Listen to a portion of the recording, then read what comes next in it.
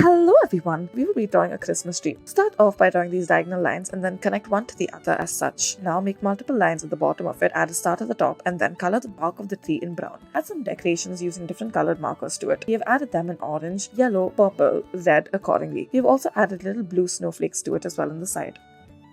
Next, we will start off by drawing a circle and then make a twirl out of it. This will be like a rose. Now, once you're done with this, add the outer portions of it to it in semicircles as such. Add the stem of the rose and then add little thorns to it as such. Then proceed to add leaves on either side of it. Once you're done with this, color it in as you please. We have made our rose in a sort of pinkish magenta. Now start off by drawing two U shapes. After this, add layers to it. We will be drawing a different kind of a flower. It will be like a tulip, however it is not a tulip. Now add layers to it at the back as well and then begin to draw the leaves at the bottom as such. Once you are done with this, add the stem to the plant. After this, begin to color it in. We will be using the colors pink in order to color it in. Do this for both of your flowers. Now once you are done with this, take a green marker and then color your stem and the leaves in green accordingly. This will be the final look.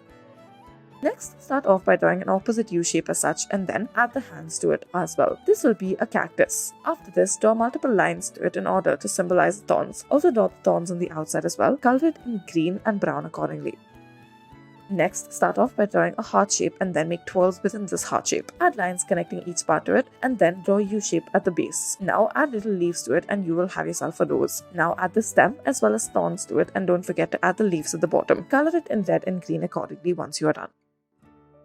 Next, we will start off by drawing two lines as such. Now make V shapes on it all over. This will be the mace plant. Connect them each in U shapes at the bottom and then this is what it should look like. Add elongated lines to it as well and then at the base add some leaves to it. Once you have drawn the elongated leaves, begin to color it in. We have colored it in yellow and green.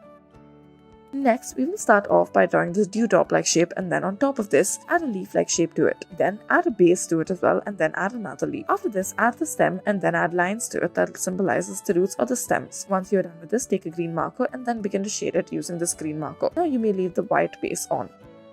Next, we will start off by drawing a pink flower. Color it in once you're done with the top and then take a green marker and proceed to draw the stem and the leaves of it. Thank you for watching.